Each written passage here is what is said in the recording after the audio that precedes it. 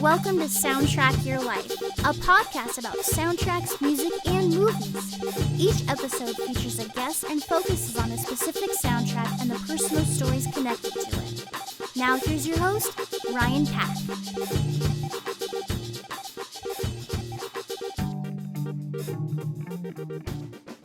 This is Soundtrack Your Life. I'm Ryan Pack, and this is a soundtrack podcast where I talk to someone about a soundtrack that they have a connection to. Today we have Hannah and Lily from Society Owes Me a Gen X podcast, and you can find their podcast on all platforms.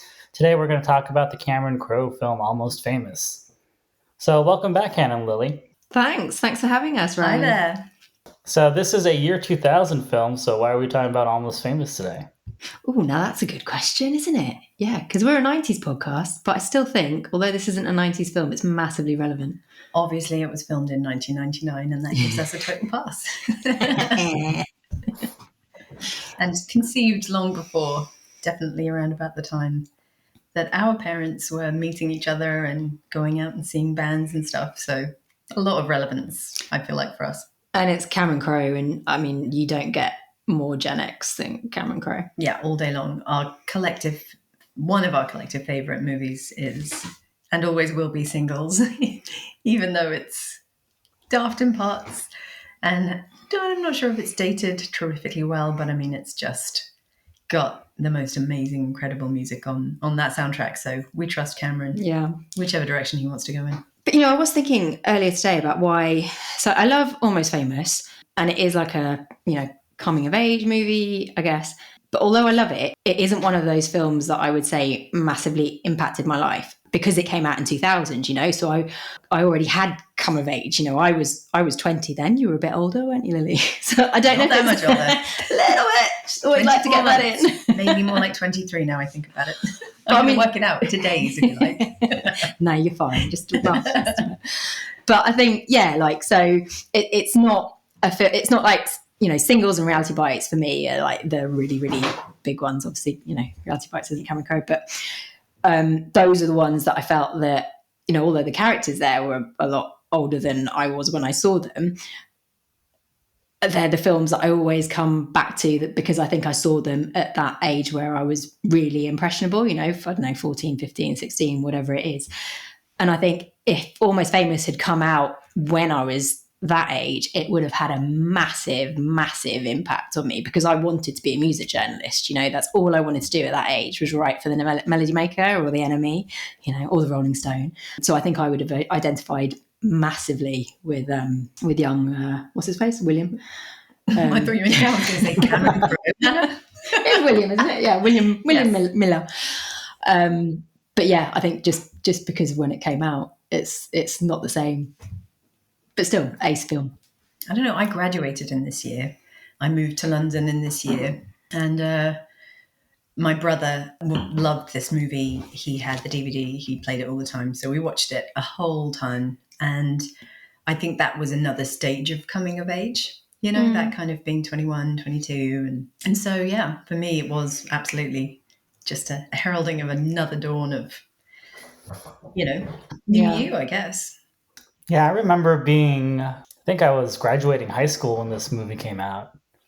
And I wanted to be a music journalist.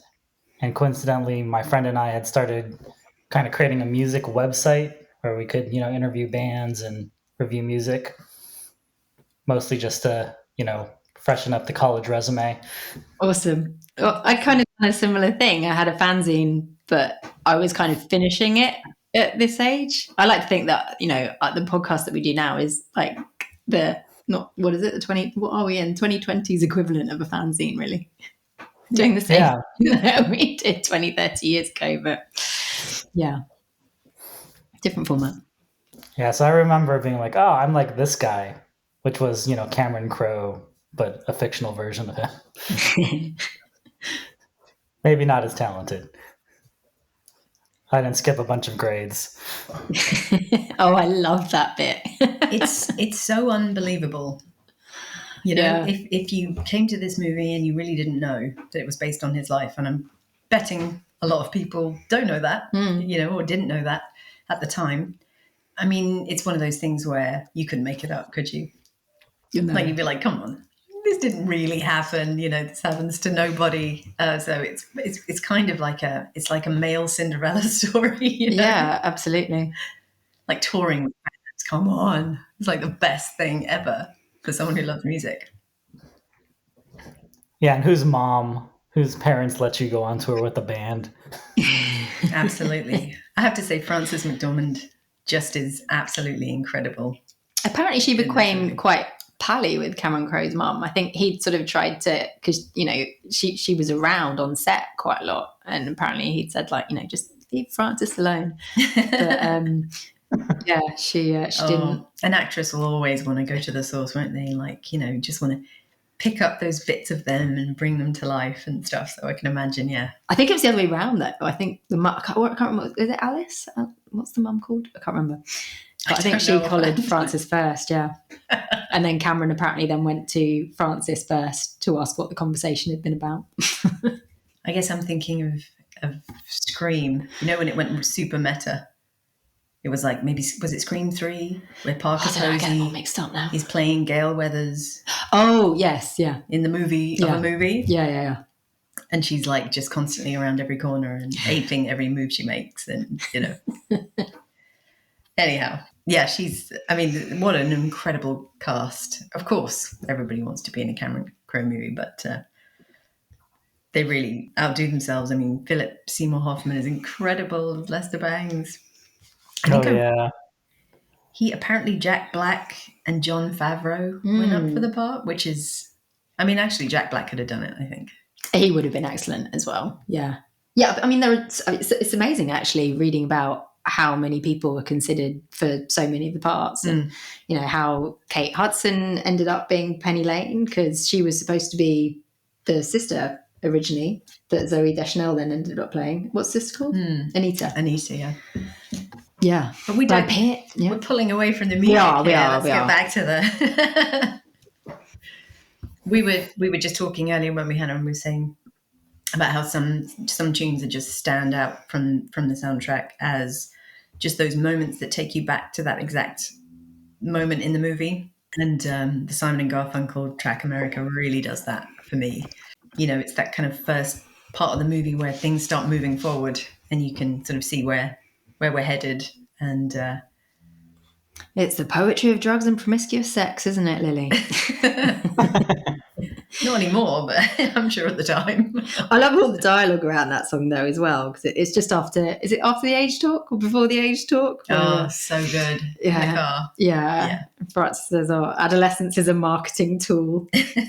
And then there's the discussion about like who, I can't remember what it is, but she tells Anita, "You were rebellious and ungrateful of my love." It's so harsh.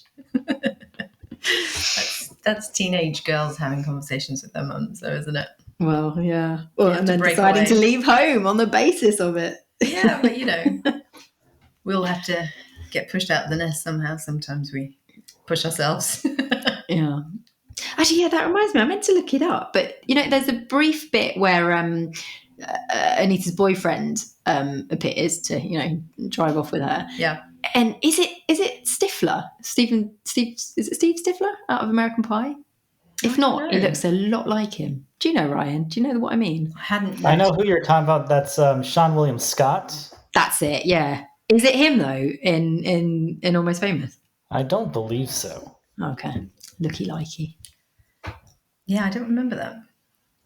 But anyway, fantastic bit in the movie. And I was showing the soundtrack to my dad, who was obviously about 23 or 4, I think, at the time that this movie's supposed to be set. I think, isn't it 1973? Sounds about right.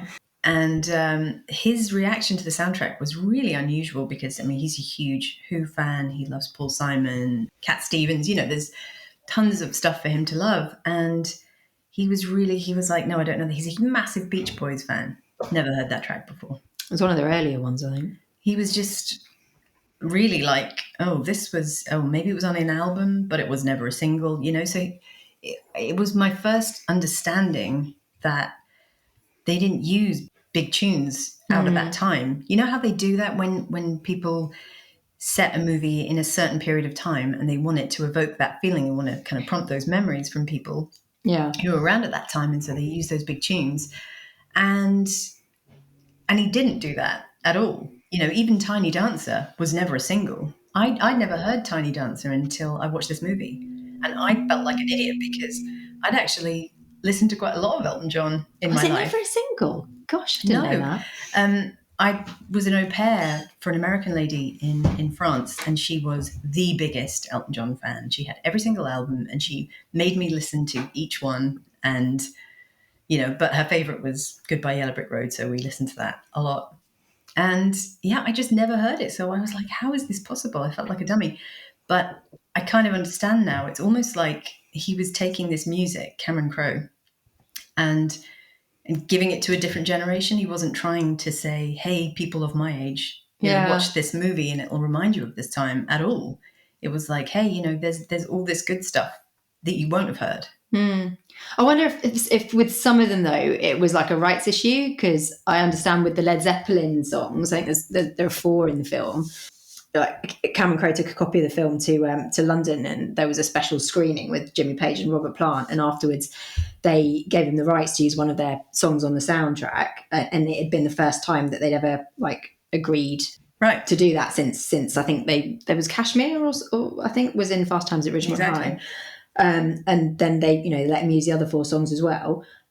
But they didn't let him use Stairway to Heaven, which is obviously is the Led Zepp song. So I don't know. It could be that was the case with some of the other songs as well. No, but they let him use it when they wouldn't let anybody else. You know, he could have used probably a lot. You know, there's quite a back catalogue there. I mean, the Cat Stevens tune. I know that song because of this soundtrack. My mum is a massive Cat Stevens fan, and I'd never heard it. So I was like, what the hell is going on? This is so strange. But I will say, I also watched the movie with my mum.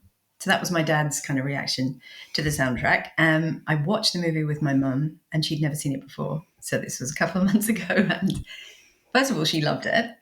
Good. Secondly, I found out so much about her. So watch this with your parents if you're of a similar age to me, because I found out my mum loved Black Sabbath as a teenager. Yeah, she's so not a Sabbath fan that you would think. And that she had tons of records. She saw The Who in Paris, and, you know, it was just quite the revelation. My mum was a bit of a brilliant cool chick, and not saying I didn't think that before, but, you know, it's also, it's funny that you watched it with your mum as well, because so I was listening to a podcast, can't remember who it's by now, but it's like a series. I think it came out on the 20th anniversary of Almost Famous, and this guy gets like, loads of the cast and everything to, talk about the casting just, it's like a 6-part series, I think. And he interviews Frances on it, and she talks about how when she was, filming, she had a 5-year-old son. And I think she'd rewatched it with him when he was like a teenager. And I think we've talked about it before when we talked about this a little bit, didn't we? Oh yes, he is. And so I'm not at that stage yet, but I think, it could be quite a useful film to watch with your adolescent children to sort of, explain things without having to have a direct conversation if you don't want to. So for the 20th anniversary, they did a interview with Rolling Stone and Cameron Crowe, and they talk about that London screening. And apparently when the I Am a Golden God scene came, Robert Plant just started laughing. And I think that's when they realized that they were going to get the rights to the music. Yeah, I think he was very clever to make Stillwater this amalgam rather than pinning this, I don't know, certain types of behavior, shall we say, on any one particular band that he obviously is very good friends with and toured with and remains close with. Certainly to hit them up for some rights now and then. It's an interesting thing, that bit, though, because I've read a couple of conflicting things about, the Golden God thing. Also, I don't know, if you watch It's Always Sunny in Philadelphia, have you seen the episode? I can't remember which episode it is now, but there's a bit where, the Golden God line is used, and it's just amazing. amazing. But yeah, I've heard that it's a reference to Robert Plant because apparently he said the same thing whilst he was looking over a hotel balcony on Sunset Strip. But then also I read that, where is it? That it was something that one of the Allman brothers did. That I think Dwayne Allman jumped from the third floor of a place called the Travel Lodge in San Francisco. So yeah, who knows? Well, it could be he's one an or both amalgam. or one. Yeah, I think Robert Plant said it was him, and he also said that wasn't even the weirdest thing that happened that night. That was like the least weird thing that happened. Yeah, there must so he have doesn't been a lot really of understand things. why everyone always references that as being some bizarre moment. But yeah, that's perfect. Yeah, example of how he's just sort of cut and shut. Yeah, All of these. And I think it was Glenn Fry from the Eagles who said, like, I don't really care what you write, just make me look cool. And has sort of, maybe he denied that at first, but yeah, it was him. allegedly. Right.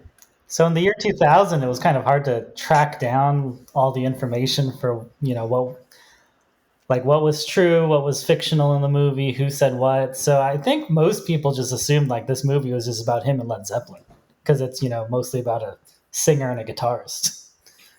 Yeah. Yeah, absolutely. I mean, I'd always thought that it was the Eagles, to be honest, because that's what I had read at some point, that it was that he had toured with them and that he had some kind of role, I think, in, or he'd actually been living in the house when they were recording. I think it was Take It to the Limit. I don't quote me on that, but it was one of their early albums, and he was super into them. And obviously they are on the Fast Times at Ridgemont High. Yeah, but it really does focus on like just those two, doesn't it? I mean, there are how many guys are there in Stillwater? Is it 4 or 5? 6. No, Hannah. Okay, cut this bit out, Ryan. Well, you've got Russell, you've got Jeff, haven't you? And then we've got Jimmy Fallon.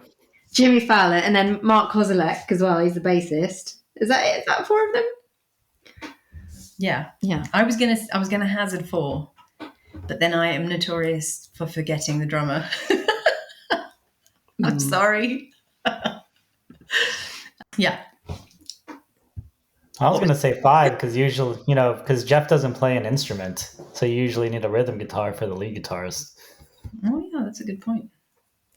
Who are we leaving out? It's terrible. No, there's... Okay. Mike McCready. No, but he's not actually in the band. He's with the band. Oh, we do have to go there, don't we? Mm. Especially as they've just played their first proper big gig back. Oh, I've been following on all the fan forums, like people posting pictures of, God, I'd love, what would you have given to be at See Here Now? It's See Here Now, isn't it? Yeah. And did you read that apparently Josh Klinghoffer has joined the band? What? Oh, I thought he was Really? Yeah. No, they said he was up there with, Really? He's apparently now part of the touring band. Oh. I know, I tried to find more information. This was from Instagram. I was like scrabbling for... Yeah, because what's his band called? So I thought he was in the Chili Peppers, supporting that. Yeah, but he's got his own outfit, hasn't he? yes. I think he was supporting. I can't think of what it's called now, but yes, you're right. It's like E&P, I think. Anyway. Yeah, he's out of the Chili Peppers now. Right. Yeah, because he's got his own thing going on, but I can't remember what they're called. Yeah, so Mike McCready is responsible for that gorgeous guitar Oh, actually, in Stillwater. there is... I didn't know that for years, though, did you? No, I think it was you that told me on it. I've got another little Pearl Jam tidbit, actually. So there's a bit where William is pulled into they do a little huddle before they go on stage. And apparently that is based on one time when Eddie Vedder pulled Cameron Crowe into Pearl Jam's huddle before playing at Lollapalooza. Oh, really? Mm-hmm. But it happened 20 years before. But yeah. 20? Would that make 20 sense? years before what? No, maybe. Oh, I see what you're saying. Yeah. Could have been... Anyway, fun fact. 8 years. The time scale might be a bit wrong. I knew Mike McCready was involved in Stillwater, but, because in 2000 you didn't have Wikipedia, I thought he was the one that wrote the songs. But it turns out it's Nancy Wilson. I think it's Nancy Wilson and Cameron Crowe wrote 3 of the 5 songs, and the other 2 were Peter Frampton. And Peter Frampton had it was really heavily involved. So I think when Cameron Crowe was 18, he wrote the liner notes for like one of the Frampton albums, like the live.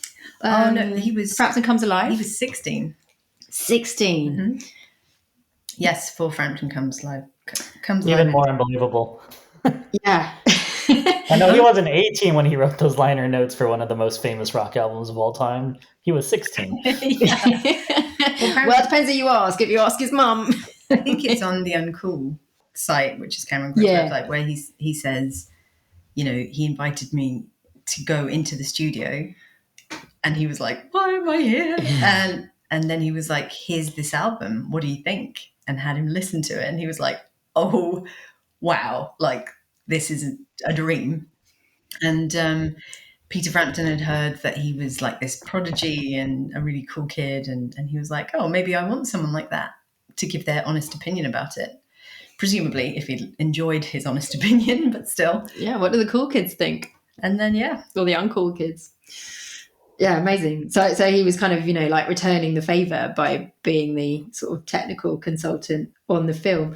And the same podcast that I was talking about, he was talking about how he was coaching Billy to play guitar, because Billy didn't, play guitar, but really, wanted to do his proper homework and stuff to, act to the best of his ability. So he was coaching him how to do it.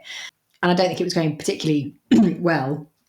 But in the end, it was like, well, how can we make him just, come across as if he, is a skilled musician? And apparently Peter Frampton said the best way to do it is in the middle of a solo, he needs to put his fingers in the right, on the right places of the fretboard and throw his head back and just close his eyes. And he did that, and it was super mega convincing.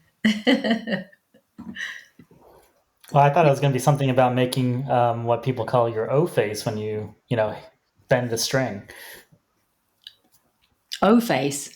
You don't know about this? We're musical know nothing when it comes to actual instruments. Oh no! I mean, apparently, if you watch someone that's noodling around and doing a solo, they kind of make an orgasm face when they're doing that. Oh, that face. We call it sex face. Yeah, sex face, O face. Okay. Yours is I guess that slang isn't translating over to the UK. Yeah, we're a bit more blunt on some things. Yeah, you throw back your head and you make an O face. Well, yeah, I guess that's what he was doing, throwing his head back, closing his eyes, thinking of England is what we also say. That's, I was gonna explain that further. I'm not going to. No. Let's stick with this. Yeah, that's good. Right, where should we go next? Well, I was just gonna say, I think in 2021, it's really hard to believe that Mark Kozelek and Jimmy Fallon could coexist in the same band.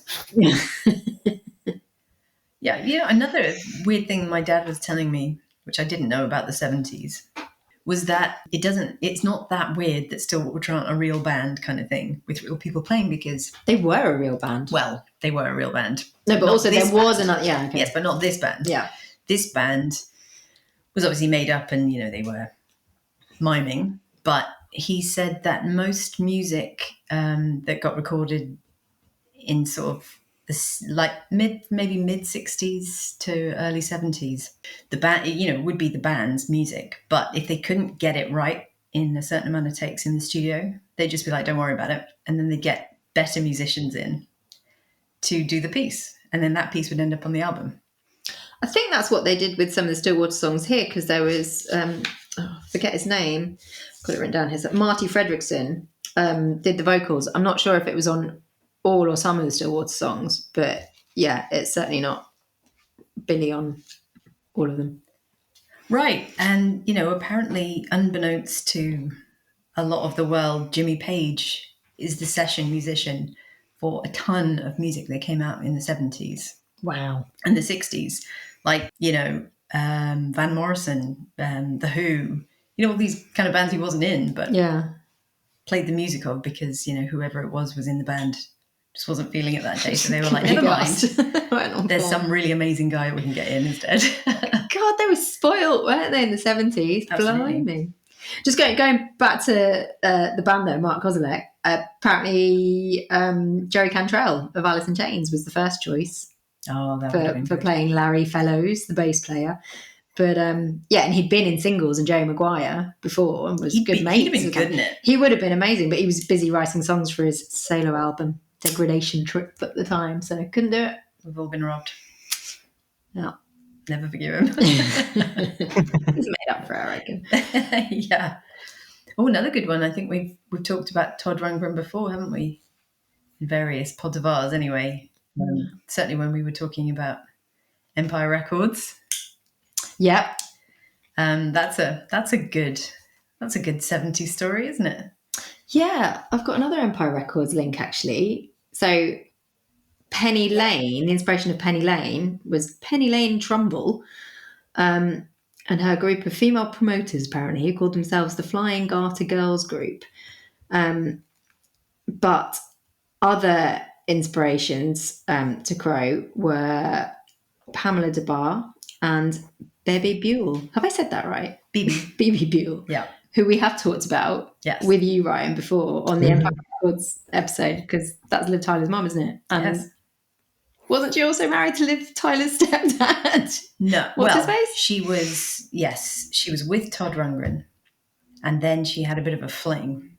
You know, we were on a break, maybe. I'm not sure how well that was received by Todd. But anyway, but then she got pregnant and she told Todd he was the father. That was it. And then she told Liv that Todd is definitely your dad. So that is her birth certificate name.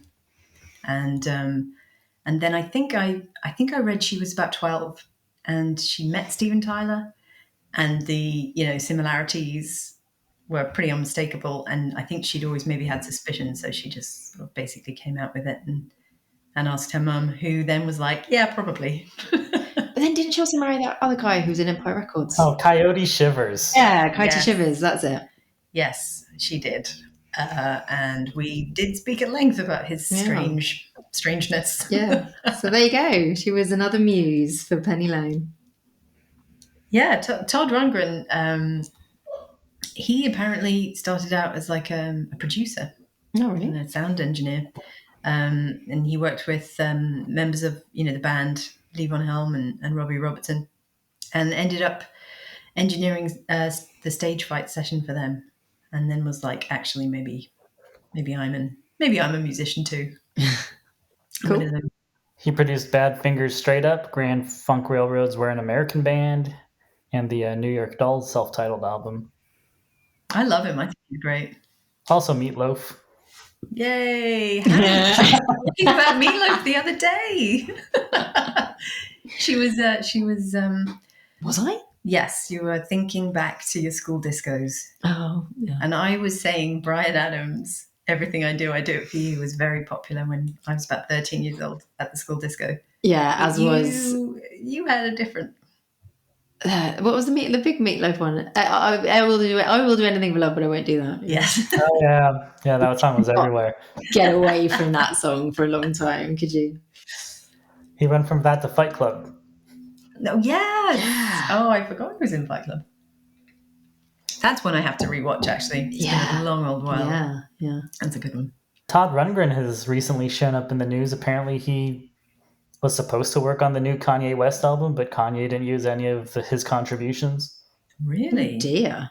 Oh, foolish Kanye. Yeah. Right. Todd does not have very nice things to say about Kanye. I'll bet. Well, and it's not because he didn't use any of his stuff. He was just like, I don't understand his creative process. He just seems to be wasting millions of dollars for no reason. Yeah, that does. I think that's fair. Part of his process. Yeah, he's got the $1 million to spend. Yeah. Why not just waste everyone's time? It's crap if it's not the most expensive thing you've ever wasted.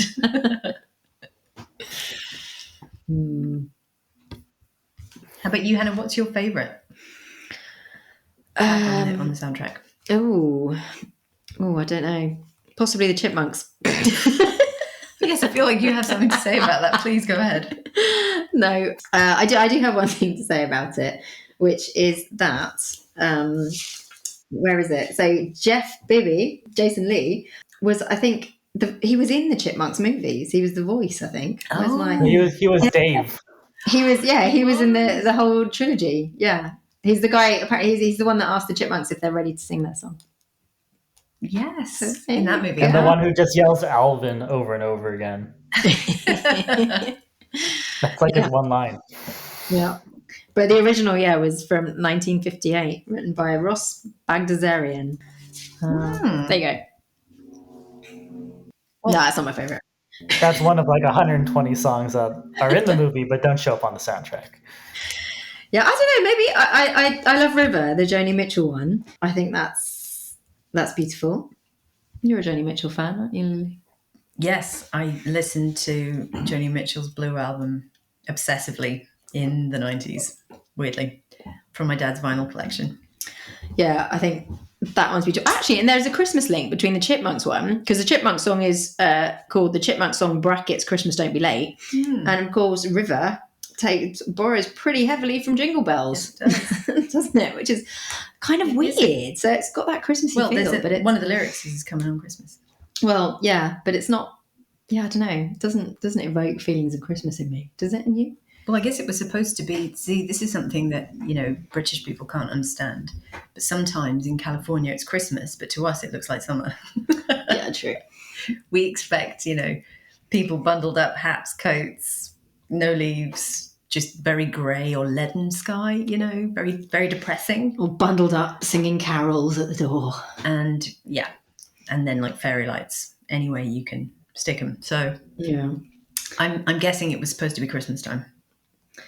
Yeah, so the song's about a breakup, and she's kind of wanting to escape from the pain of all that. But I was reading that it's thought to be inspired by her relationship with Graham Nash, and it did make me laugh when I read that, because the band that I saw a couple of nights ago, the singer that I saw a couple of nights ago, who's one of my absolute idols, Mark Morris, from a little British outfit called the Blue Tones. Whole pass. He was playing with another couple of guys who were in other bands that were quite famous in the 90s in the UK at the time, Dodgy and the Seahorses. And at the end, all three of them came on and performed songs together. And there was a running joke throughout all of their performances that they were likening themselves to Crosby, Stills and Nash, not Crosby, Stills, Nash and Young, because, Young is just, way too up there. But they were getting the crowd to sort of, encouraging them to come up to them after the gig and tell them which one, or tell the other two which one was Nash, because basically no one wanted to be Nash. And I thought, poor Graham. So yeah, I won't say which one I thought was Nash, but At least Joni wrote a song about him then, eh? yeah, exactly. Well, my dad told me that Thunderclap Newton, which is the Something in the Air track, is actually Pete Townsend and Kit Lambert as a side project collaboration, which I did not know. Thunderclap was, I think, Kit Lambert's nickname or one of them. Anyway. Yeah, I didn't know that till this morning either. Fun fact. Was it? Thanks, Dad. I was like, actually, Dad, maybe you should come on this podcast. He has on-the-ground information. Was there. So I guess in an early draft of the script, there was going to be a character named Ricky Fedora that Cameron Crowe wrote specifically for David Bowie. Oh. I'd heard something about how he was hoping to cast Eric, or like he'd promised Eric Stoltz a role in all of his films, and it didn't work out for Almost Famous, but that he was hoping that he could have been David Bowie, and it didn't work out for some reason. I don't know. I could have got that wrong. I did not read that. That's interesting. Yeah, I think he did try to fit Bowie into the film. Do you know why that didn't happen? Bowie? Because the movie's long enough. Yeah, it would. I mean, I feel like it might almost spoil it as well to have an actual. They talk about so many bands, you almost kind of forget that you don't actually see any other bands. Yeah, I think it would have Humble spoiled. Pie and Free, and Yeah, I think the magic kind of. Yeah, maybe it wouldn't work. It would have been too much like a sort of cameo, or I don't know. It would have been weird. I think thinking about it. Yeah, exactly. Yeah, they stick out a bit too much sometimes. But I'm sure that it was something to do with David Bowie's schedule or whatever, isn't it? But there is a bit of Bowie in this, isn't there? That Lou Reed's "I'm Waiting for the Man." I think it's performed by Bowie on the soundtrack, isn't it? It is. And he has that obsessive kid following him. Yeah. I love the Die Hard bands and how they kind of interact with it. It's so good. It's so true. They're just there for the music. Yeah, so Cameron Crowe said out of all the stories he has from the 70s that he wanted to fit in the movie, there was one where he covered Bowie for Rolling Stone and Playboy, and it was during the station-to-station recordings, and he would drive him around, but he didn't think anyone would believe that David Bowie would drive this kid around in the movie. Yeah. Exactly. I mean, so much crazy stuff has happened to Cameron Crowe. It is just preposterous, really. Like I said, he's a 16-year-old boy who's basically just ditching school to go on tour with the band. Like, that sounds like a total fantasy. Yeah. I mean, no wonder his mum was concerned, really. She is made out to be a bit kind of like neurotic and stuff, but... You know what, though? You and I can both attest to the fact that as older sisters to younger brothers, yeah, we were not allowed to do anything. And then as soon as the brother comes along and he's a good 2 or 3 years younger than when you ever asked. Yeah. And they're like, yeah, of course, you know. It's different because they're younger, you've been through it, and it's different because they're a boy, frankly. Yeah. I think this is about the time where I'm going to tell my tale of woe about how I wasn't allowed to go to Glastonbury at 18, but my brother was allowed to go to Reading Festival at 15 with the student teacher from Australia. Wow. I mean, wow. Yeah. Wow, that was a good lineup. Reading 95, that would have been then. Smashing Pumpkins. Yeah, no, it was amazing. And God knows what age I didn't get to go to but the year after. I was 16. Wasn't that like Foo Fighters on the second stage? I literally couldn't even look because I was so jealous and furious with my parents. Let's get you out of your minds. He's a child. Why didn't you chaperone him? I was away for some reason. I was in France being an au pair. Listening to... You're already looking after children. Wow. Yeah, my brother is the Cameron Crowe in this story, obviously. Oh dear. Speaking of Elton John again, though, apparently Cameron Crowe admitted that who is it that plays William? Patrick Fugit. Fugit, I guess I say. Apparently, he just like couldn't sing on Tiny Dancer at all, and they kind of had to, fiddle with the sound afterwards to kind of drown out his warblings. I read that he only really was only a fan of Chumbawamba at the time. Yeah, I don't think he knew because he adorable. was like younger than us, I think, wasn't he? Yeah, no, I think he was. Yeah, and he was like, they said, "Do you like music?" And he was like, "Well, I've got the Chumbawamba album." I'd heard that. Yeah, he didn't. He thought Led Zeppelin was like one guy called Led Zeppelin. Do you know? Apparently, they're called Led Zeppelin, spelled LED, because the manager said everyone's going to call you Lead Zeppelin if you don't take the A. That's a good point, though. It is. Yeah, I've absolutely called them Lead Zeppelin. I respect that. So, Rolling Stone asked Cameron Crowe about the connection between Citizen Dick and Stillwater, or basically what he learned from creating Citizen Dick, since that was also a fictional band. Mm. And his response was to come up with a better name. Oh, Citizen Dick's a great name. We've got t-shirts.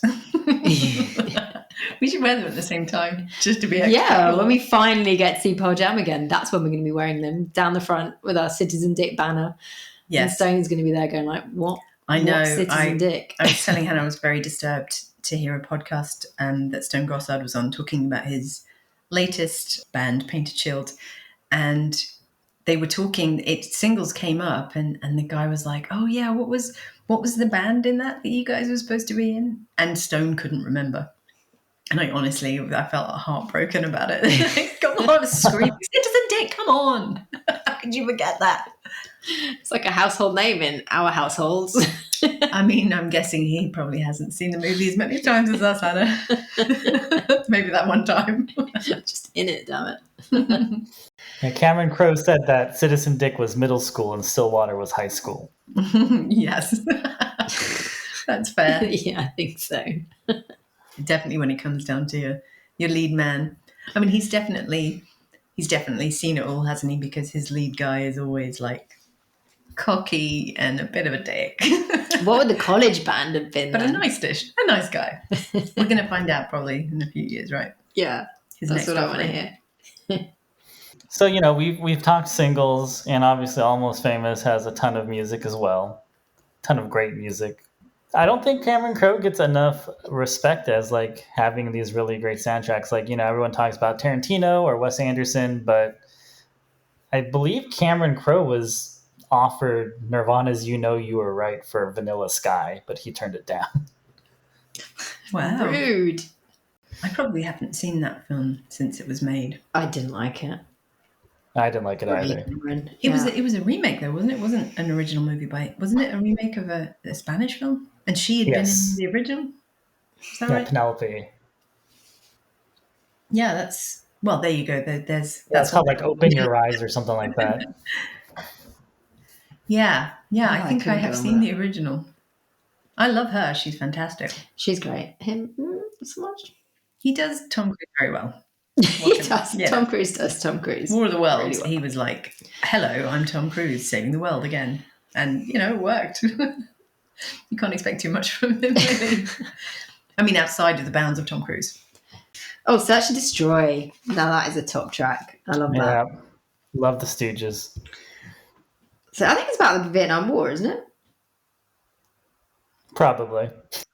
Yeah, I'm going to say I don't know. Oh, but there's another David Bowie link there. So it was, it was from their Raw Power album that came out in 1973, which is, I think, where we've said that's when Almost Famous was set, wasn't it? Yeah, 1973. so. Yeah, early 70s. Yeah, and then in 1997, along with the rest of the songs on that album, it was remixed and remastered by Iggy and Bruce Dickinson. And it was a lot more aggressive and stripped down than the original version, which had been mixed by David Bowie. Yeah, we did a whole episode on Velvet Goldmine about the Bowie Iggy Pop relationship. Oh, to be a fly on the wall in those days. Yeah, going back to Tiny Dancer, actually, my dad was telling me that Bernie Taupin wrote the lyrics for his first wife, who was the seamstress for a band and a dancer in LA. Oh, wow. In case you were wondering. Yeah, I still can't get over the fact that it wasn't a single. But apparently VH1 then aired a special version of the music video, which had that whole tour bus scene where they're singing and stuff with the scripted dialogue. And people went crazy for it, as you can imagine. Oh, another track would be the Who track Sparks, which again for me is like a real moment in the film where it just takes you back to exactly what's going on, which comes from Tommy, because you've seen the Who, Hannah, haven't you, fairly recently? I have, yes. Well, it feels like forever ago now, but yeah, because Eddie Vedder was supporting them. Right, yes. Yeah. Up in London, wasn't it? 3 years ago? I don't know, whenever life was... Yeah, a million years ago. When we could do those kind of things. We can do them again now, a little bit to some degree, but yeah. Did they do anything from Tommy? Yeah, they did. I don't think they did Sparks, but yeah, they did a bunch of Tommy stuff. But yeah, that's when he meets Lester Bangs, isn't it, for the first time? It's around that time where he's kind of wandering around and yeah, and he's like. When I knew that it was about a deaf, dumb, and blind boy, the rock opera. But they did Pinball Wizard, yeah. Oh, but I didn't know that Townsend came up with the concept after being introduced to the works of Meher Baba, one of these spiritual, what do you call it? I didn't know that. I'm trying not to say Guru? I don't know. Yeah, that's what I mean. Oh, okay. One of these wise men. What's that got to do with pinball? Well, he was translating it, like it's all about the vibrations, because like Tommy is a kid who, is deaf, dumb, and blind, but he can still feel the world through vibration. It's a fairly obscure way of translating that message, but so yeah, I didn't know that. And I also didn't know that Tommy is neglected, tortured, and molested in it. Yeah, no, it's grim. Don't want to point out that obvious link with Pete Yeah, no, don't Townsend, do that. Let's not go there again. Isn't there the narrator from Tommy? Isn't he also on the Blur song Park Life? Oh, that guy, Phil Daniels. Yeah. Oh God, I forgot about him. Yeah. Part life. Yeah. Child porn. Sorry. I'm not going to let it go, Pete. I'm not. I had a conversation with my parents about this, and they were like, maybe he really was just researching it. And I was like, oh God, never mind. Anyway, Hannah hates Moving when I bring on. this up. Moving on. So I guess when Pearl Jam first came out with 10, a lot of critics, at least stateside, kind of compared Pearl Jam to Zepplin. But I think as they've evolved, everyone kind of equates Pearl Jam to The Who. Well, that's Thoughts? definitely a similarity influence, that Eddie would absolutely encourage, and I would not. Yeah, I mean, I feel like lately as well, Pearl Jam have been taking on, a lot of other influences that we haven't really seen before coming through them, channeled as influences, like the David Byrne influence and the talking heads thing with Dancing dance. Clairvoyance, yeah. And I think his latest offering, which is for the Sean Penn new movie, Flag Day. yeah, that's been heavily compared to Bruce Springsteen. Yeah. Which again, I think has, he would probably encourage too. Yeah, some beautiful stuff. But Glenn Hansard stuff on that as well. So, lovely. Yeah, and as you know, I'm not a massive fan of his solo stuff. The banjo thing, it's not doing it. Oh, right. The ukulele. Ukulele. Banjo. Yeah, I'm not really feeling it. I don't really like it, but still absolutely in it with Pearl Jam all the way. We digress again. Whenever you go down the Pearl Jam route, yeah. I need my Vedder Electric. I think also need an electric cattle prod to just get you back on track. Cattle prod for Vedder with his bloody ukulele. Oh dear. So what's your favourite song on the soundtrack, Ryan? I'd probably have to go with the Stooges or the MC5. Oh. Yeah, we've not talked about that one. So when I saw the movie, I was graduating high school, freshman year of college. So, I needed things that were a little bit more immediate to me. Like classic rock was still kind of like, oh, that's what old people listen to. So I didn't get into a lot of these other bands until much later in life. Yeah, I think, I can relate to that too. I love the movie, but I can tell you in the year 2000, I had no idea that Ronnie Wood was in the Faces and the Rolling Stones. Yeah, but why would you as well? Yeah, it's not our generation's music. And I think that's, like you already said at the beginning, Lily, it's what Cameron Crowe was kind of trying to do, introduce a new generation to this stuff. Of course, it was actually the music of my childhood, thanks to my dad. We were absolutely brought up on Free, Steely Dan. Just not the songs that were on this soundtrack. Neil Young. Yeah. I appreciate that because, I think you mentioned it earlier in the episode when you see a movie that's a period piece, it's like, oh, it's the 80s. So let's find the most new wavy pop song. So, you're in the 80s, let's put Blue Monday by New Order on there. So, exactly what time period this is. Yeah. And here, it's more of a vibe, right? It's a lot of 70s vibe, not 70s hits. Yeah. Although actually you've just reminded me, there is one that is a lot more contemporary. So Small Time Blues by Pete Droge, which is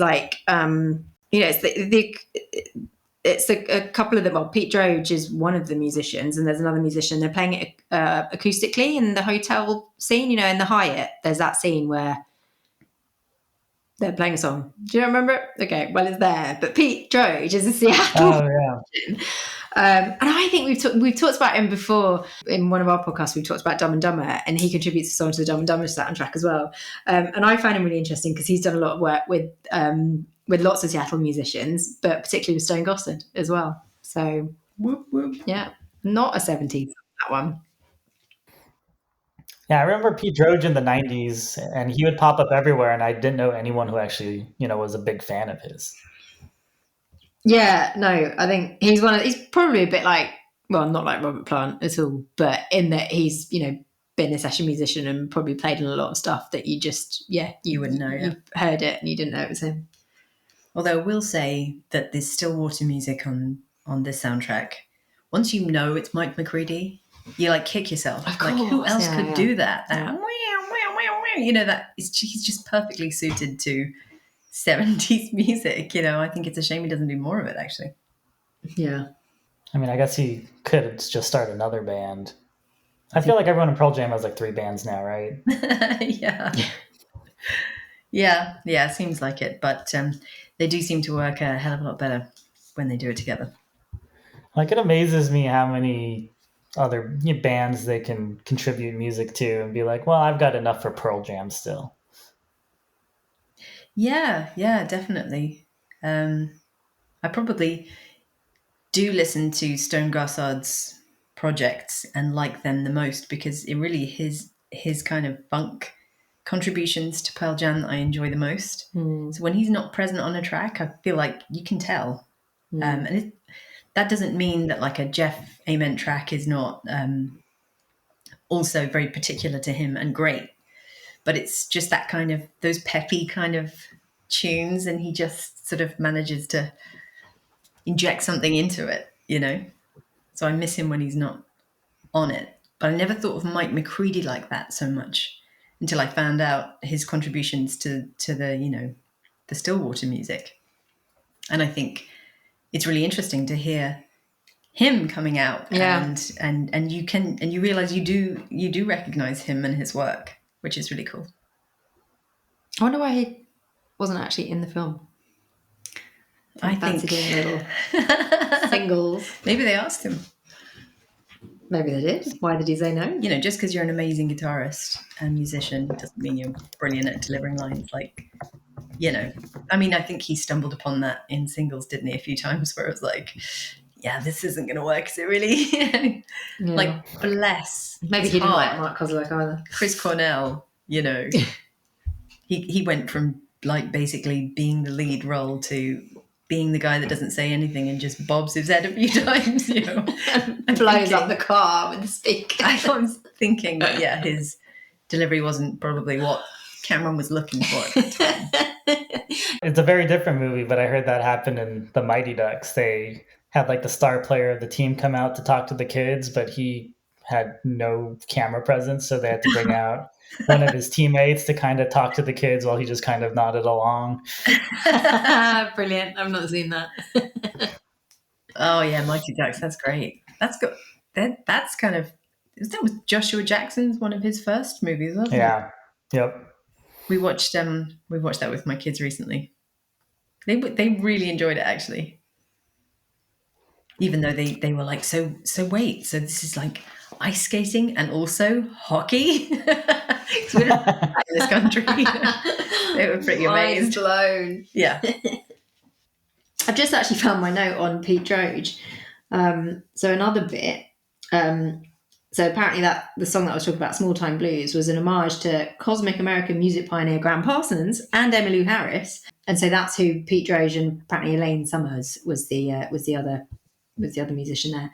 But Parsons was one of the first artists that Cameron Crowe had actually interviewed for a paper called Music World then. And he's used his music in a few other films. But for this film, he asked Droge to write a new song that sounded Parsons-esque. So that's why it's there. Fun fact. Yeah, that's what I always remember about Pete Droge is he was really good at like, not like aping other people's sounds, but I think that's why like so many different bands like him is because they see different elements of songs they like, I think, in his work. So it's kind of like he's a musician's musician. And I think from the outside, he's just kind of boring. Yeah, he's not derivative. He's just a musician's musician. Right? Is that fair to say? Yeah, I think so. Probably. That's the best way for me to be nice about his music, I guess. He's a musicians. Yeah. Oh, so the other song that is quite interesting is the Rod Stewart, Ronnie Wood one. Every picture tells a story. I feel like we've spoken about this at some point before as well, Lily. You know, like he's talking about like all of his sort of adventures with women all over the world, and then he, you know, comes home after having sort of learnt some moral lessons. But it's really un-PC because he talks about like women like in really derogatory terms and Rod Stewart? Rod Stewart, No. yeah. How many wives has he had? Yeah, the little scallywag. Like 1,000 children. But yeah, good song. Just don't think it would get released these days. Ah, no. Another music connection with the actors is that Bijou Phillips plays one of the Band-Aids as Estrella Star. And her father was Mamas and the Papas. Oh, So I think she's the half-sister of China Phillips, who's married to Billy Baldwin. Fun fact for you there. thanks. Famously of Wilson Phillips. That's right, yeah. But Nancy Wilson is not related to Brian Wilson. No. She was. That would be weird. Yeah, it will be interesting, actually, if Cameron Crowe did do another movie about music and that it had a band in it that would be his kind of college or graduate group, because obviously Nancy Wilson wouldn't have any part in it, which she has famously always been involved in his stuff now. But the other very, very of her time actress, and I don't know really what's happened to her since, is Fairuza Balk, who also plays Band-Aid Sapphire. Yeah. Was she in The Craft? Was it? Yes, she plays a complete lunatic in The Craft, which is, I'll bet that soundtrack's probably not half bad. I didn't have it ever, but I'm going to look into it. No, she reminds me of, she played Dorothy in Return to Oz. Oh, really? Which was one of the scary movies of my childhood with the Whelans. It was quite frightening. Yes. Actually, it's a quite frightening film. Yeah, very dark. She was amazing in it, though. I only saw it once. Didn't really want to see it again. I feel like she could have played that role in Empire Records of Deb, you know? She'd have been great as that. Yes. Maybe she was first choice, I don't know. And Robin Tunney was in The Craft with her, actually. From Empire Records. All the fun facts. Connections. Yeah, because isn't it her that says, like, does anyone remember laughter? Yes. That's a Led Zeppelin reference, because Robert Plant would often put that into live performances of Stairway. Yeah, she's fantastic in it. She always is. So I really don't know where she is and what she's working on, but I love her. She's great. As far as the cast goes, pretty stacked. I guess Brad Pitt was supposed to be Russell, but he and Cameron Crowe mutually decided that it was not a good fit. Yeah, that would have been so different. And also Sarah Polley, because I think she dropped out around the same time that Brad Pitt did, was going to be Penny Lane. And I used to... Did you watch that kids show, Ramona, as a kid? But I know who she is because she's in Go. Yeah. But I used to love that show, and I remember that she always talked about how if she had a kid, she wanted to call it Chevrolet. I think their family car was a Chevrolet, and she just she loved the name Chevrolet. And I always think that when I see a Chevrolet, which isn't that often in the UK, to be fair. But yeah, I love Thinking that of you, show. Sarah Polley. Thinking of you. She'll always be Ramona to me. I don't think she would have been that great in the role. In fact, talking about Penny Lane and Goldie Hawn, her dad was a musician, wasn't he? Was her he? real dad. Who was her real dad? Bill Hudson. Oh, okay, yeah. Yeah, I was going to say Kurt Russell. Quite the career in the 70s. So I think they're completely estranged from him now, though. Oh, really? Her and her brother, who's an actor as well. He was in Nashville. I know you don't watch Nashville, but it is so good. And he is so good in it. Could we do the Nashville soundtrack? Ryan, what do you think? You're on your What do own. I think of Nashville? Such a good show. I haven't caught it. Oh, pure entertainment. It's so good. You really are on your own, Lily. Yeah, I guess I'll be doing that podcast by myself. You're missing out, guys. What can I say? What can I say? So how did the film do out there? It was considered kind of a flop over here because it didn't make its budget back. I mean, it had a mega budget. I mean, like, but just the rights for all the music must have cost an absolute bomb. I don't know. I don't remember it flopping here, though. I feel like I it was don't know. it was well received. Yeah. Yeah. I mean, I went to see it in the movies, so Yeah, me too. yeah, I Yeah. loved it. I don't know anyone that watched the film didn't love it, so No. I mean, Yeah, it I wasn't feel the same way. records, was it?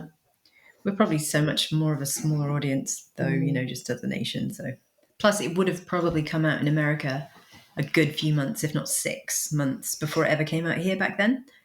It used to be completely ridiculous how long we'd have to wait. Other European countries would get movies way before we ever did. So we probably heard loads of hype, and we were just primed. We were ready for it. So It's so unfair. We were such a backwater. I know, I really, it's good that things have sort of sped up a little bit, but it was absolutely ridiculous in the 90s, how long we used to have to wait for new releases. And yet in France, it would come out almost exactly the same time in America, and they had to dub it. Yeah, and Brexit hadn't even happened then. Crazy times. Do they do big premieres in the UK for movies like this, or is it just like the big action movies? Oh, yeah, they do. Leicester Square, yeah. Red carpet, they roll it all out. Yeah, they tend to be in mainly the same place, Leicester Square, and that's pretty much it. And it's not even a particularly nice part of London, is it? It's always a little bit scuzzy and. But That's the only reason I would expect any delay. Yeah, no, it's some licensing thing, or it was at that time. Very frustrating, especially when you were that is desperate to watch something, and there was no downloading or any of that good stuff back then. So I feel like this is like his last universally beloved film. What ended his hot streak, do you think? Oh, then what came after Almost Famous? Maybe it was the Tom Cruise thing. I don't know. I think it was Vanilla Sky and then Elizabethtown. There's your answer. Oh, Tom Cruise. Elizabethtown was terrible. Didn't it have that British actor in it? Orlando Bloom. Yes. He will kill anything unless he's dressed as an elf. Do you know what? I used to love Orlando Bloom until I read an article that I shared with you not that long ago. It was only like 2 or 3 months ago. And he's just become completely LA unhinged. Like, I think who's he with now? Katie, what's her face? Oh, Katy Perry, Yeah. No, he's totally lost. Yeah, sight of reality. I'd say it's a combination of Orlando Bloom and Tom Cruise. Yeah. That's terrible, actually, because Jerry Maguire did very well. Didn't it? Everybody loved that. However, Jerry Maguire was before Almost Famous, so I guess it doesn't count. And the rest, honestly, I'd struggle to name anything after that. Pearl Jam 20. I know he did Pearl Jam 20, but he didn't really have to work that hard for that one. I'd say like a good 75% of that's in the bag and just needs arranging and whatnot. Plus, they're like his really good pals. So, I mean, don't get me wrong. I think he did an amazing job. I think Pearl Jam 20 is great. That the We Bought a Zoo one. I did watch that. It was all right. No, I didn't. I mean, I just hated the title so much. I couldn't imagine ever liking it, and then I'd be really upset. So, I gave it a miss. Tom Cruise. We'll leave it at that. Yeah. Well, thanks, Lily and Hannah, for coming back to the podcast. Thanks for having us again. Thank you so much. It's been a lot of fun. So you can find Society Owes Me a Gen X podcast on all podcast platforms, and they go through the alphabet A through Z, Gen X style. That's right. We try. What day do new episodes drop? Fridays, usually. Every week. Fridays every week, yeah. No breaks for us. Power through. Well, thank you so much again for coming on. Hopefully we'll have you on again. And I guess we'll see you soon. Until Great. next time. Take care. See you soon. Thanks for joining us this week on Soundtrack Your Life. Make sure to visit our website, soundtrackyourlife.net, where you can subscribe to the show on Apple Podcasts or Spotify. While you're at it, if you found value in the show, we'd appreciate a rating. Or if you'd simply tell a friend about the show, that would help us out too.